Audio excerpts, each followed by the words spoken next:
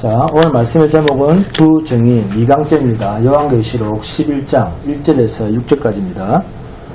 두 증인 요한계시록 11장 1절에서 6절. 다 찾죠? 자, 함께 봉독하도록 하겠습니다. 시작. 또 내게 지팡이 같은 갈대를 주며 말하기를 일어나서 하나님의 성전과 제단과 그 안에서 경배하는 자들을 청량하되 성전 바깥 마당을 청량하지 말고 그냥 두라. 이것은 이방인에게 주었은즉 그들이 거룩한 성을 42달 동안 짓밟으리라. 내가 나의 두 증인에게 권세를 주리니 그들이 굵은 베옷을 입고 1260일을 예언하리라. 그들은 이 땅에 주 앞에 서 있는 두 감람나무와 두 촛대니 만일 누구든지 그들을 해하고자 하면 그들의 입에서 불이 나와서 그들의 원수를 삼켜버릴 것이요 누구든지 그들을 해하고자 하면 반드시 그와 같이 죽임을 당하리라. 그들이 권능을 가지고 하늘을 닫아 그 예언을 하늘날 동안 비가 오지 못하게 하고 또 권능을 가지고 물을 피로 변하게 하고 아무 때든지 원하는 대로 여러 가지 재앙으로 땅을 치료다. 아멘. 주님께서 권세, 대단한 능력을 주셨는데 그가 입은 옷차림새가 죽은 사람이 입는 굵은 베옷이랍니다. 마태복음 11장을 봅니다. 마태복음 11장 20절에서 24절입니다. 마태복음 11장 20절에서 24절 함께 봉독합니다. 마태복음 11장 20절에서 24절입니다. 시작. 예수께서 권능을 가장 많이 행하신 고울들이 회개하지 아니하므로 그때에 책망하시되 화 있을진저 고라시나 화 있을진저 베세다야 너희에게 행한 모든 권능을 두로와 시돈에서 행하였더라면 그들이 벌써 베옷을 입고 제에 앉아 회개하였으리라. 내가 너희에게 이르노니 심판날에 두로와 시돈이 너희보다 견디기 쉬우리라. 가버나움아 내가 하늘에까지 높아지겠느냐 음부에까지 낮아지리라. 내게 행한 모든 권능을 소돔에서 행하였더라면 그 성이 오늘까지 있었으리라. 내가 너희에게 이르노니 심판날에 소돔 땅이 너보다 견디기 쉬우리라 하시니라. 아멘.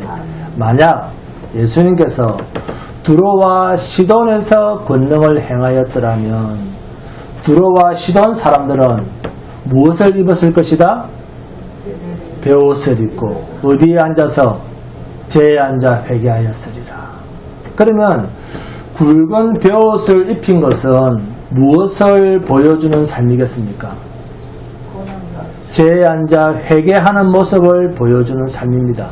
여러분, 주님께서 주를 증거할 자로 보낸 증인의 모습에서 주의 증인된 우리가 사도행전 1장 8절입니다.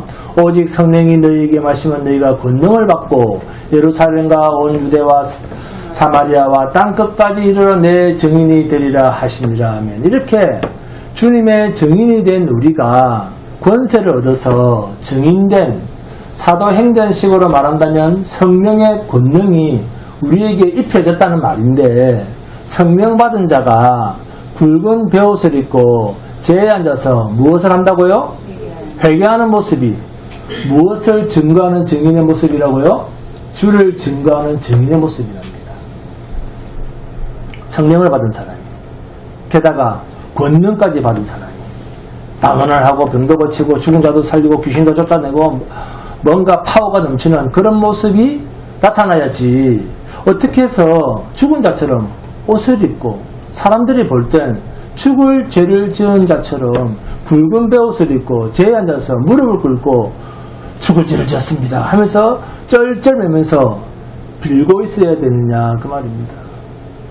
이게 어떻게 권세를 받고 권능을 받은 주의 증인의 모습일 수가 있습니까? 여러분 이렇게 믿고 또 그렇게 사는 것이 신자의 모습이라고 살아본 적이 있습니까? 얼마나 죄를 많이 지었으면 수의를 입고 제에 앉아서 죽을 죄를 지었습니다. 살려주십시오. 살리만 주신다면 제에 앉아서 사는 이런 모습이라도 평생을 주님을 섬기며 살렸습니다. 이러지 않겠습니까?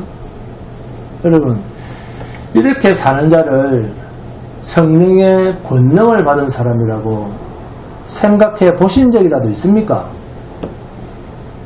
유대 고을은 예수님께서 권능을 가장 많이 행하신 곳입니다. 유대 고을입니다. 하나님을 믿는 고을이에요. 이스라엘 가운데서 주님은 권능을 나타내셨습니다. 무슨 권능요? 붉은 베옷을 입고 우리가 죄인이었구나 하고 자백할 수밖에 없는 진리의 말씀을 예수님으로부터 듣고도 너희는 죄인이야 라고 하는 것을 보여주신 권능의 그 주님 앞에서 오히려 당당한 바리새인들과 율법교사와 서기관들과 제사장들 앞에서 주님은 너희는 그렇게 하지 않았어. 너희는 너희 육체에 담은 거룩한 행실 때문에 너희는 죄인이야 라고 몇 번이나 내가 말을 해도 너희는 나를 오히려 죄인의 친구라고, 귀신 들려서 미쳤다고, 여기에 계급을 더 올려서 귀신의 아비 바알세불이라고 나를 비웃었지 않느냐. 차라리 두로와 시돈 이방 땅에 가서 내가 이런 권능을 행하였더라면 그들은 이미 회개하고 죽을 죄인이라고 고백하고 두 손 들고 항복했을 것이다. 이 말입니다. 그러면 도대체 어떻게 되었길래 유대 땅에 하나님의 백성들이 무슨 이유, 어떤 근거로 주님에 대해서는 그렇게도 죄인 취급을 하고 자기들은 왜 그렇게도 도도하고 당당하고 거룩하다고 자랑할 수 있는가? 이유가 뭘까요? 누가복음 봅니다. 누가복음 19장 41절에서 44절입니다. 함께 보도록합니다.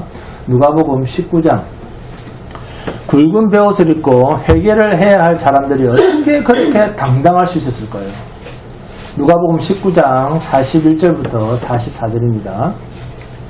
41절부터 시작. 가까이 오사 성을 보시고 우시며 이르시되 너도 오늘 평화에 관한 일을 알았더라면 좋았을 뻔하였거니와 지금 내 눈에 숨겨졌도다. 날이 이를지라 내 원수들이 토둔을 쌓고 너를 둘러 사면으로 가두고 또 너와 및 그 가운데 있는 내 자식들을 땅에 메어치며 돌 하나도 돌 위에 남기지 아니하리니 이는 내가 보살핌 받는 날을 알지 못함을 인하니라. 아멘. 여기서 같은 의미인데 다른 표현을 하고 있는 말이 있습니다. 뭡니까? 42절에 너도 오늘 평화에 관한 일을 알았더라면, 이 말과 같은 의미의 말이 44절에 이는 내가 보살핌 받는 날을 알지 못함을 인함이니라 입니다. 41절에 성을 보시고 우시며 라고 하는 말은 하나님이 계신 곳이 성전인데 그곳을 보고 우셨다는 말은 이스라엘 가운데 하나님이 계시지 않는다는 말 아닙니까? 그렇죠? 하나님이 계시지 않는다는 말이에요. 성전이 있는데 하나님이 안 계시다는 거예요. 성경을 읽으면서 이런 생각 해본 적 있습니까? 이스라엘 가운데 하나님 계시면 어떻게 울 수가 있습니까? 어떻게 이런 일이 있을 수가 있습니까? 그 이야기입니다. 하나님이 계시지 않으니까 예루살렘 성은 예루살렘 성전과 함께 필요 없는 곳이 된 거예요. 그러니까 뭐가 가까이 왔다? 멸망이 가까이 왔다는 거예요. 근데 자기들은 믿는다 하거든요. 이게 힘든 겁니다. 우리가 예수 믿는 사람들의 눈을 띄워주기에 이게 힘든 거예요. 그래서 44절에 또 너와 및 그 가운데 있는 내 자식들을 땅에 메어치며 돌 하나도 돌 위에 남기지 아니하리니 이는 내가 보살핌 받는 날을 알지 못함을 인함이니라. 예루살렘 성과 함께 예루살렘 성전이 돌 위에 돌 하나 남지 않고 이방의 권세자에게 완전히 파괴될 것을 말씀하고 있을 뿐만이 아니라 하나님의 나라라고 자칭하는 그들이 이방 나라에 이렇게 처절하게 밟힌다는 말은 사탄의 권세가 자칭 하나님의 백성이라고 하는 자들을 여지없이 짓밟아 버린다라고 하는 그런 의미 아닙니까? 하나님의 권세가 완전히 자치를 감추어 버리는 완전히 이스라엘을 사탄에게 내어주는 그런 상황이 되어 있지 않습니까? 너도 오늘 평화에 관한 일을 알았더라면, 여기서 평화가 뭡니까? 여러분, 누가복음 2장 10절, 13절, 14절에 보시면 천사가 와서 구유에 누인 아기에게 찾아와서 한 말이 있습니다. 천사가 이르되 무서워하지 말라. 보라, 내가 온 백성에게 미칠 큰 기쁨의 좋은 소식을 너희에게 전하노라. 호련히 수많은 천군이 그 천사들과 함께 하나님을 찬송하여 이르되 지극히 높은 곳에서는 하나님께 영광이요 땅에서는 하나님이 기뻐하신 사람들 중에 평화로다 하니라. 누구를 두고 한 말입니까? 평화의 사도로 예수 그리스도가 탄생하신 것을 천사가 노래한 것입니다. 그러면 누가복음 19장 42절에 너도 오늘 평화에 관한 일을 알았더라면 좋을 뻔하였거니와 라는 말은 이스라엘이 철저하게 하나님의 평강을, 하나님의 아들 독생자 예수 그리스도를 통해서 이스라엘에게 주실 구원을 자기들 스스로 발로 차버렸다라는 이야기입니다. 평화에 관한 일을 알았더라면, 이 말을 바꿔 말하면 메시아라는 말은 기름 부음 받은 자라는 말입니다. 메시아가 왔는데 메시아가 뭐하러 왔습니까? 구출하러 왔습니다. 구원하러 오셨습니다. 구출, 구원, 어디에 쓰는 말입니까? 전쟁에서 쓰는 말 아닙니까? 완전히 포위가 되어 있고 완전히 죽기 직전에 있는 전쟁에서 쓰는 말이 구출, 구원이라고 하는 말입니다. 그러니까 당연히 평화라고 하는 말은 어디에서 쓰는 말이다? 전쟁에서 쓰는 말입니다.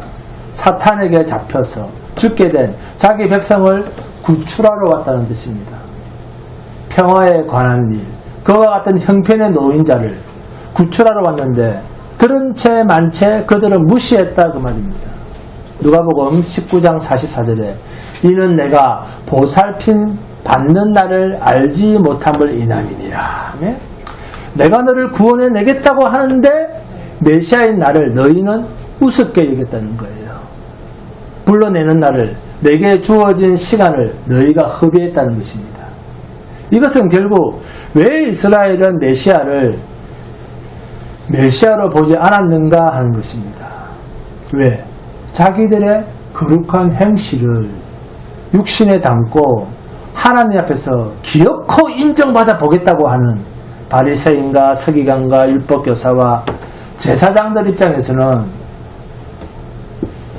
네가 무엇을 위해서 우리를 구원한다는 말이냐?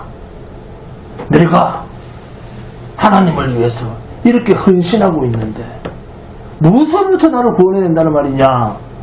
요한복음 8장 33절입니다. 그들이 대답하되 우리가 아브라함의 자손이라 남의 종이 된 적이 없거늘 어찌하여 우리가 자유롭게 되리라 하느냐?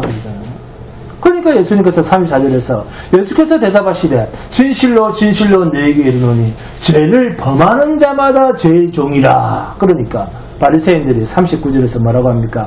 대답하여 이르되 우리 아버지는 아브라함이라 하니 예수께서 이르시되 너희가 아브라함의 자손이면 아브라함이 행한 일들을 할 것이거늘 이라고 말씀하시면서 44절에 너희는 너희 아비 마귀에게서 났으니 너희 아비의 욕심대로 너희도 행하고자 하느니라. 그는 처음부터 살인한 자여 진리가 그 속에 없으므로 진리에 서지 못하고 거짓을 말할 때마다 제 것으로 말하나니, 하나님 것으로 말하는 게 아니에요. 제 것으로 말하나니 이는 그가 거짓말쟁이요 거짓의 아비가 되었습니다. 아멘.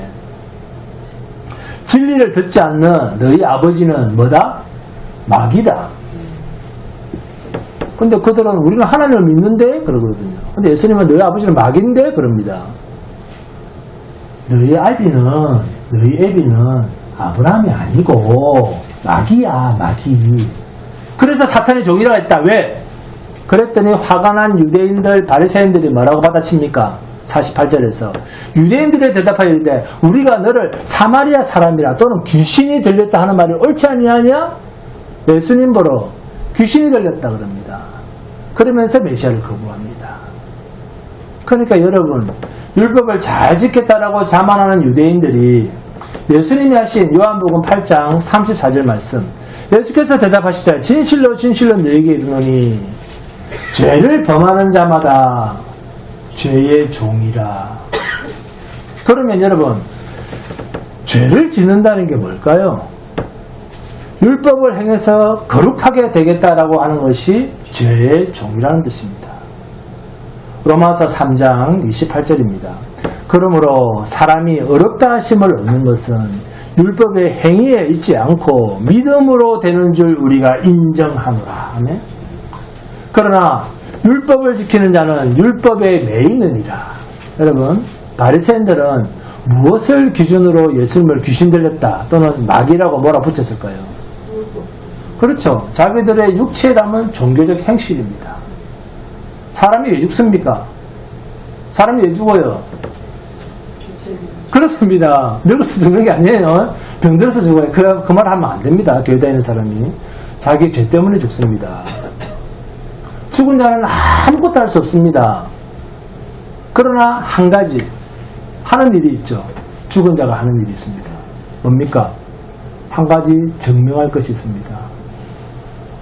아, 자기 죄 때문에 죽었구나. 아멘? 그걸 보여주는 거예요, 시체가. 네?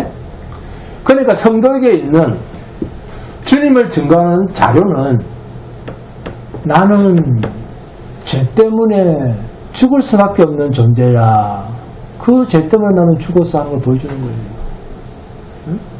이것으로 메시아의 메시아 되심을 증거하는 것이 오늘 이 세대를 살아가는 그리스도인들의 정체성입니다.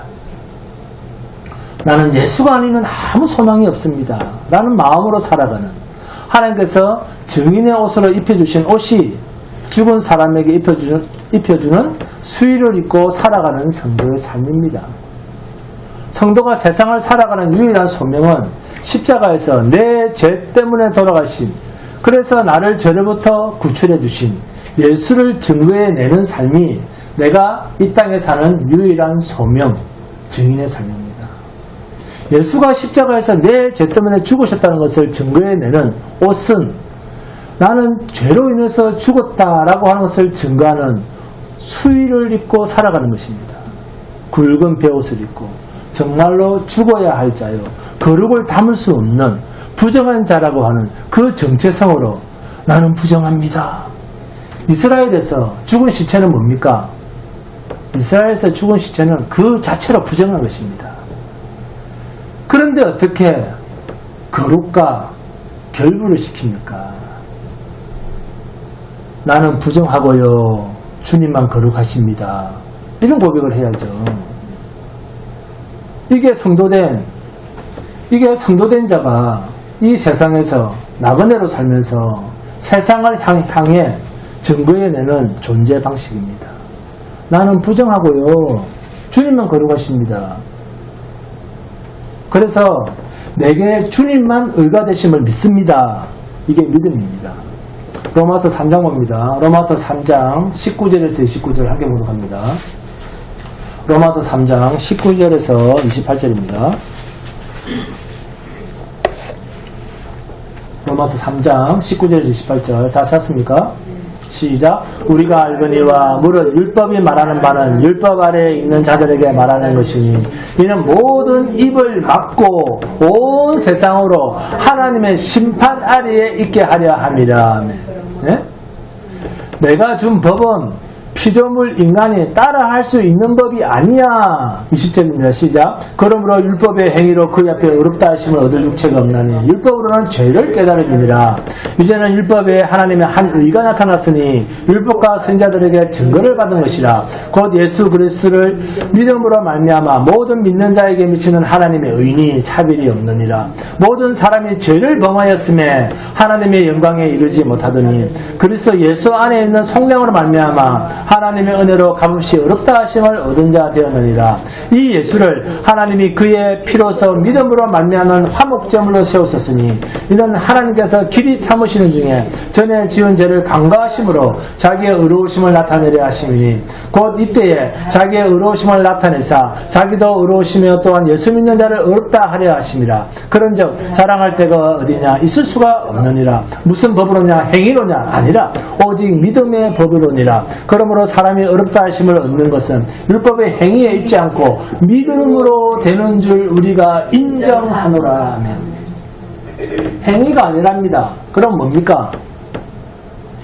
그렇습니다. 오직 믿음입니다.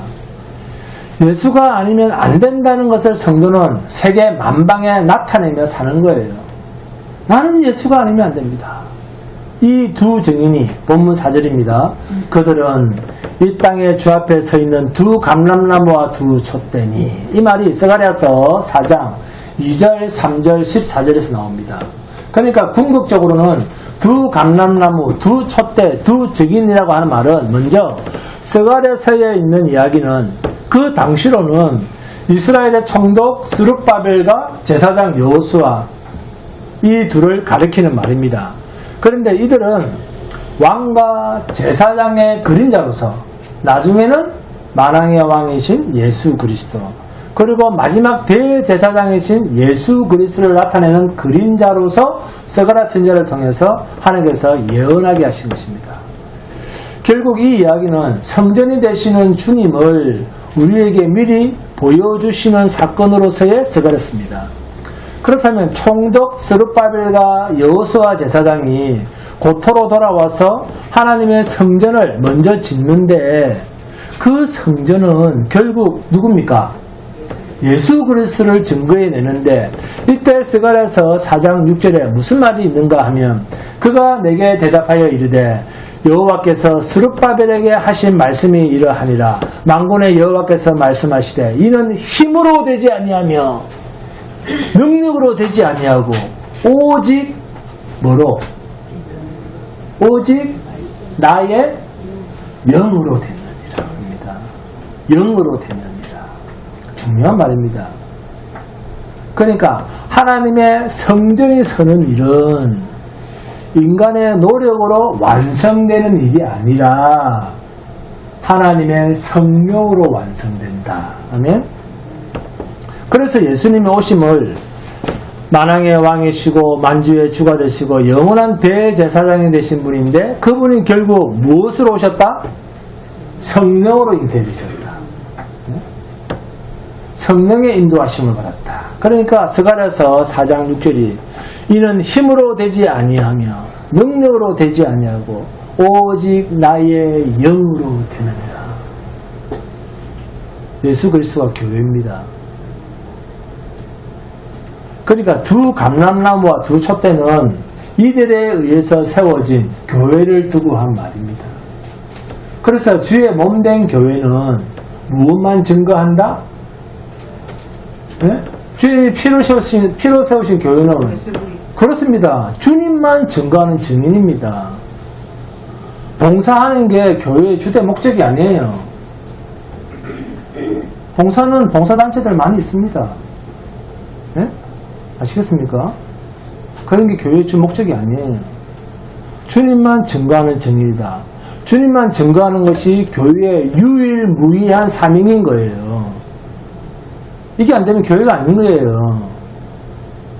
결국 권세를 입고 죽은 자처럼 굵은 베옷을 입고 수의를 입고 제에 앉아서 회개하는 자로 일생을 다하는데 그것이 본문 4절에 있는 두 감람나무와 두 촛대라면 굵은 베옷을 입은 두 증인은 교회라고 하는 말인데 이 교회가 어떤 모습으로 있는가? 개인으로서는 예수밖에 없다는 일생 자기의 거룩을 담고 사는 것이 아니고 주님만 거룩하시다는 증인으로 살고 교회 역시 예수만 증거하는 것으로 존재한다 그 말입니다.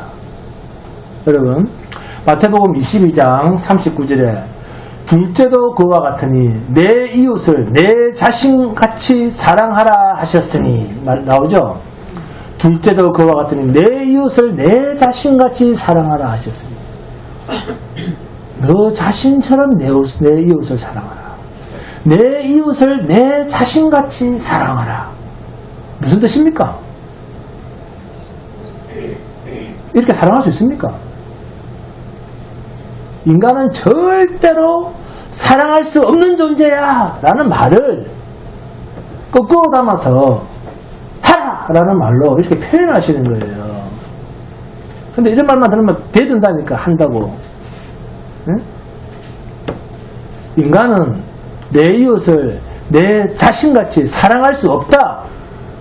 즉 못한다는 말을 한 것입니다. 그래서 이 말 속에는 하나님 신분이 육체가 되어 사람처럼 이 땅에 오셔서 그분이 주님이 해내실 것을 그렇게 말씀하시는 거예요. 근데 지가 예수처럼 하려고 한다니까요. 그리스도를 나타내시려고, 예수를 나타내시려고 그렇게 표현하신 거예요. 사랑하는 여러분, 만약 누가 이렇게 질문을 한다고 합시다.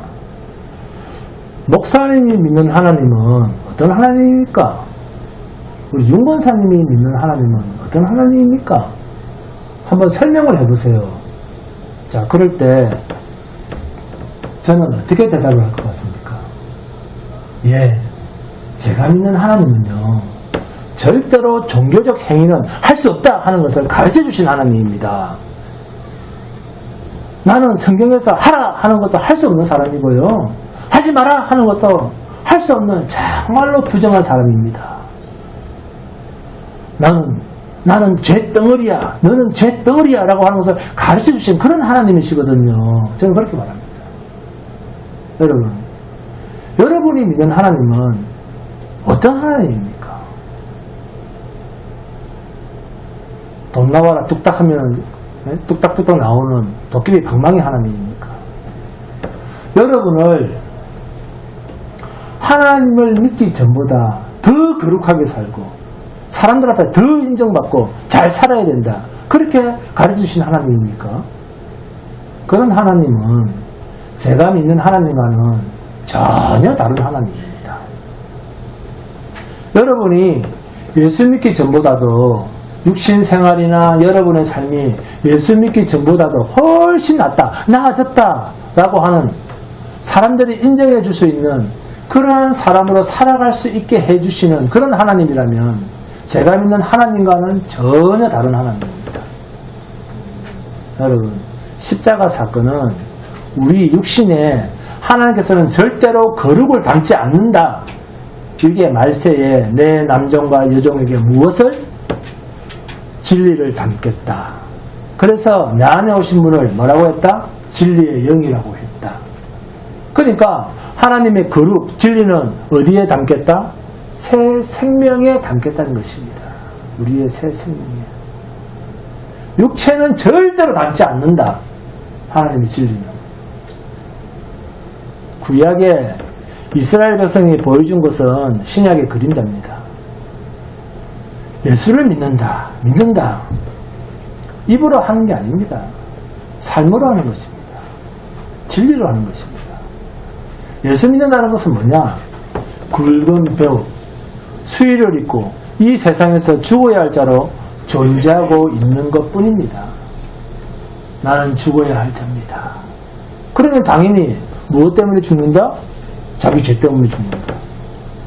그런데 내가 산다면, 살고 있다면 예수 때문에 사는데 다른 길은 없다. 이것을 성도는 보여주는 삶을 사는 것입니다. 그래서 권세를 얻은 자가, 성령을 받은 자가, 여러분은 다 성령의 권능을 입었잖아요. 성령의 권능을 입은 자가 세상에 존재하는 유일한 존재 방식은 죽은 자가 있는 수위를 입고 제위에 앉아서 죽어야 할 자입니다. 이것을 증거해내는 것입니다. 이것이 세상 끝에 있는 요한계시록이 하는 말입니다. 죽어야 할 자니까 죽는 것으로, 이 증인, 확실한 증인의 삶으로 끝을 내는 거예요. 계시록 11장입니다. 7절에서 10절 함께 공독합니다. 계시록 11장 7절에서 10절 함께 공독합니다.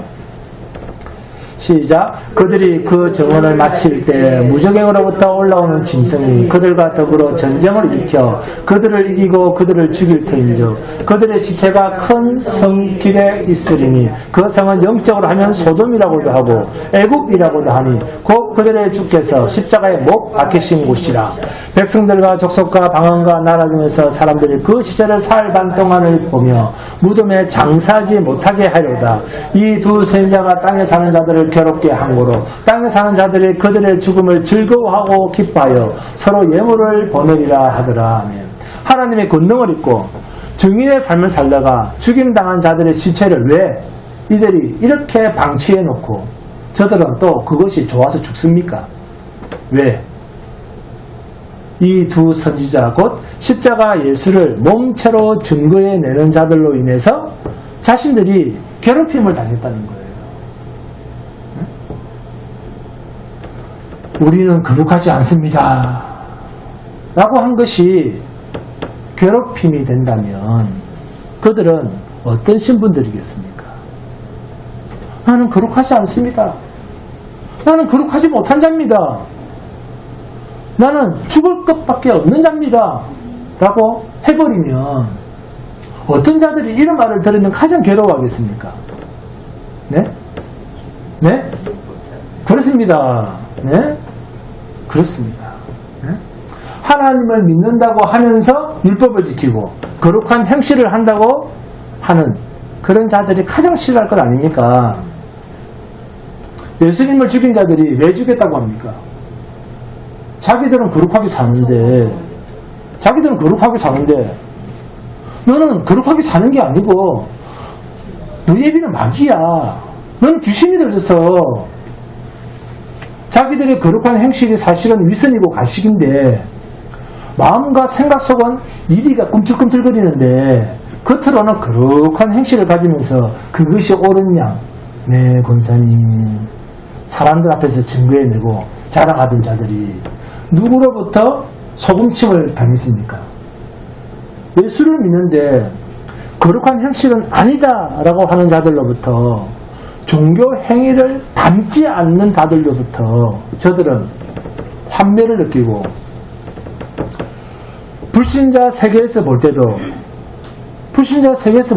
오히려 율법을 지키고 거룩하게 종교 행실을 하는 저들이 더 욕심쟁이네. 너희는 너희 자랑을 위해서 거룩한 행실을 하네. 종교 행실을 하네. 라고 욕을 들을 자가 누구겠습니까? 예수 안 믿는 사람이 볼 때도 그 말입니다. 믿지 않는 사람들도 이런 말을 한다는 겁니다. 우리의 죄 때문에 하나님이 오셨다 하면서 너는 육체로 거룩하게 사는 것 논리에 맞지 않다는 거예요. 예수님만, 사도 요한만 이런 이야기를 하는 게 아닙니다. 사도 바울도 수없는 편지에서 그리스도인들의 삶이 이렇게 시체처럼 죽은 자처럼 살아가야 할 것을 서신서에서 수도 없이 언급을 하고 있습니다. 고린도후서 봅니다. 고린도후서 4장 7절에서 11절입니다. 함께 봅니다.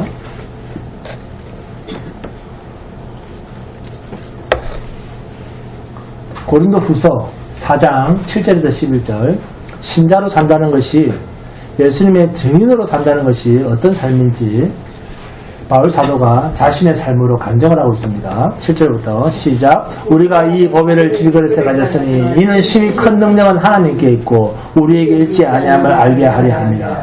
우리가 사방으로 우겨싸움을 당하여도 쌓이지 아니하며 답답한 일을 당하여도 낙심하지 아니하며 박해를 받아도 버림받지 아니하며 거꾸로 때림을 당하여도 망하지 아니하고. 여기까지 한마디로 하면 뭡니까? 여기까지 말씀을 한마디로 표현하면 예수를 믿고 예수를 증거하는 삶이 뭡니까? 죽임 당하는 삶입니다. 10절부터 시작. 우리가 항상 예수의 죽음을 몸에 짊어지면 예수의 생명이 또한 우리 몸에 나타나게 하려 함이라. 우리 살아있는 자가 항상 예수를 위하여 죽음에 넘겨지면 예수를 위해서 우리가 어디에 넘겨진다고요? 죽음에 넘겨진다. 예수의 생명이 또한 우리 죽을 육체에 나타나게 하려 함이라. 아멘. 예수의 정의는 예수의 영광스러운 생명이 우리의 죽을 육체 속에 당기기 위해서는 반드시 우리 육체는 어디에? 예수를 위하여 반드시 죽음에 넘겨져야 한다라고 바울 사도가 이렇게 생생하게 증거를 하고 있지 않습니까?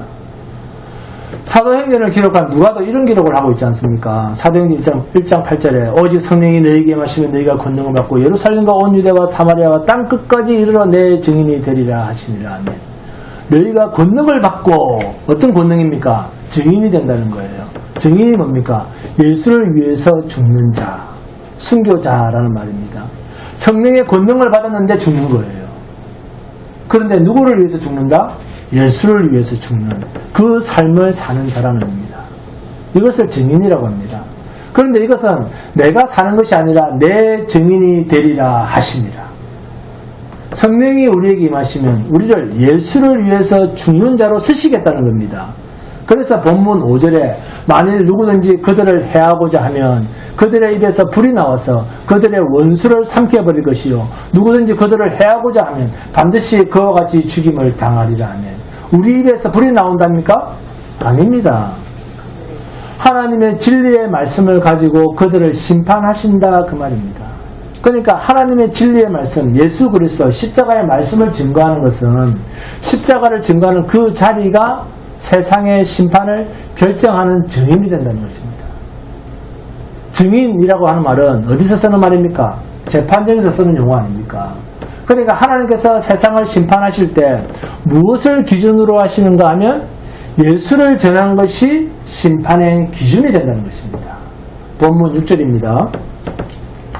그들이 권능을 가지고 하늘을 닫아 그 예언을 하는 날 동안 비가 오지 못하게 하고 또 권능을 가지고 물을 피로 변하게 하고 아무 때든지 원하는 대로 여러 가지 재앙으로 땅을 치리로다 하면 여기 있는 말이 구약 어디에 나오는 말입니까?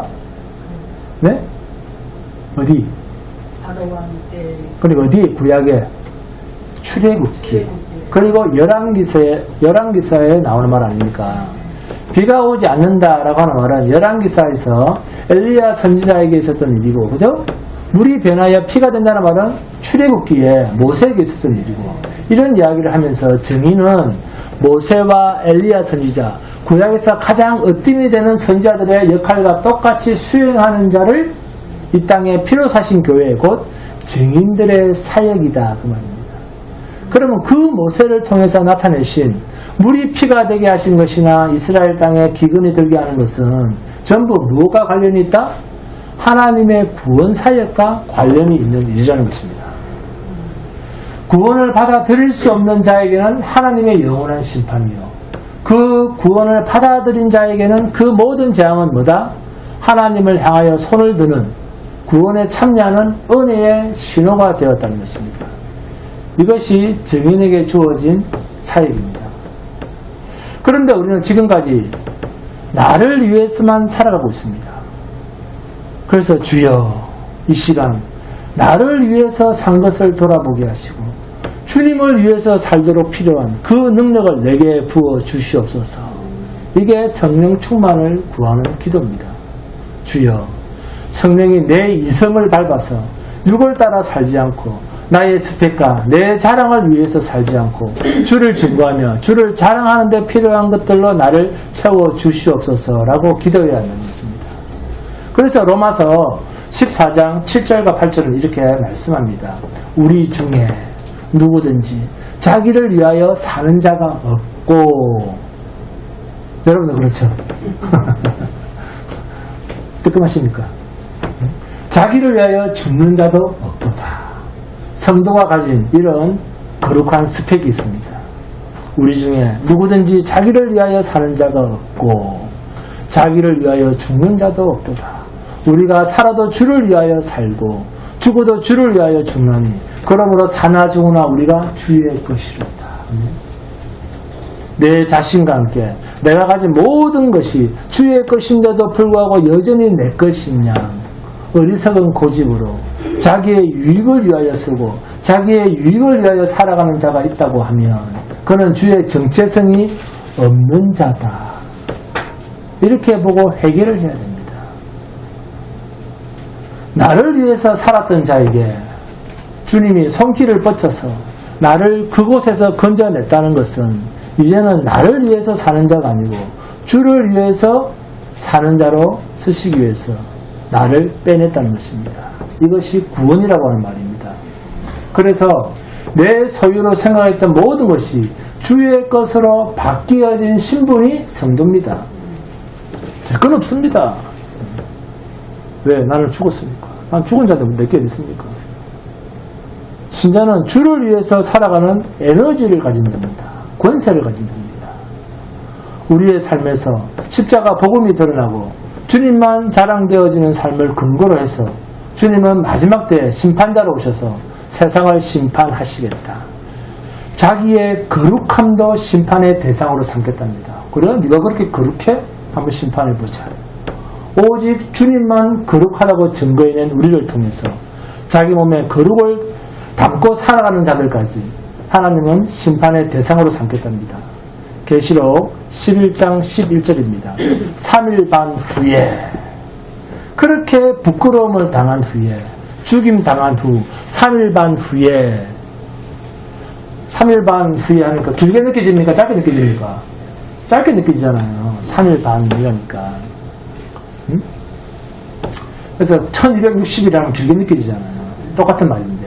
그래서 우리한테 그만큼 신속하게 하나님의 영원한 생명의 구원이 이루어진다 하는 말의 의미로서 짧은 느낌을 주기 위해서 3일 반이라고 하는 말을 여기서 쓰는 거예요. 똑같은 표현인데. 응? 3일 반 후에 하나님께로부터 생기가 그들 속에 들어가며 그들이 발로 일어서니 구경하는 자들이 크게 두려워하더라. 십자가 때문에 울고 회개할 수 있는 삶. 진리의 말씀이 증거되어지는 삶을 사모하고 죽은 자가 입는 굵은 베옷을 입고 죄위에 앉은 주여 나는 죄인이로소이다 라고 고백하는 그러한 삶이 세상에서 종교적 거룩으로 자기를 치장하는 사람들 앞에서 그게 부끄러운 모습일 줄은 몰라도 영원한 심판자이신 주 앞에서는 이것이 권세요 영광이요 자랑이라고 하는 사실입니다. 이게 자랑입니다. 저는 죄인입니다. 저에게는 거룩이 없습니다. 이게 자랑이라는 겁니다. 여러분 7월과 8월은 여름 휴가 기간입니다. 제가 휴가를 다녀왔을까요? 안 다녀왔을까요? 그런데 심신이 쉬는 것이 중요한 것이 아니라 정말로 하나님 안에서 안식을 누릴 수 있는 그 영원한 휴가, 이게 가장 큰 행복 아니겠습니까? 영원한 안식은 주 안에만 있습니다. 영원한 휴가는 주 안에만 있습니다. 주 예수 십자가 안에만 영원한 쉼이 있습니다. 그것은 죄로부터 벗어나는 것입니다. 주님이 주시는 평강만이 참 휴식이요 안식입니다. 여러분의 휴가 기간이 온 가족이 함께 진리의 말씀 속에서 십자가 예수만 만날 수 있는 자리, 또 그러한 사람을 찾는 참 의미 있는 굵은 베옷을 입고 제2에 앉아있는 의미를 나누는 거룩한 2023년 7, 8월의 여름 휴가 기간이 되시기를 주님의 이름으로 축원드립니다. 조금 찬송합니다. 찬송가 54장입니다.